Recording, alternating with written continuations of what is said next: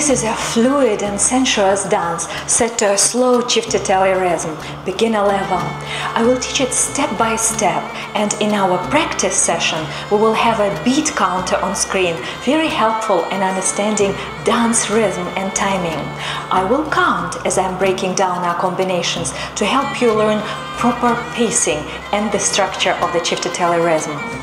While social dance can be repetitive and doesn't have to express any meaning, performance dance is a form of communication. To keep your audience interested, you need to weave your steps into phrases and stories portraying emotions, moods, or characters.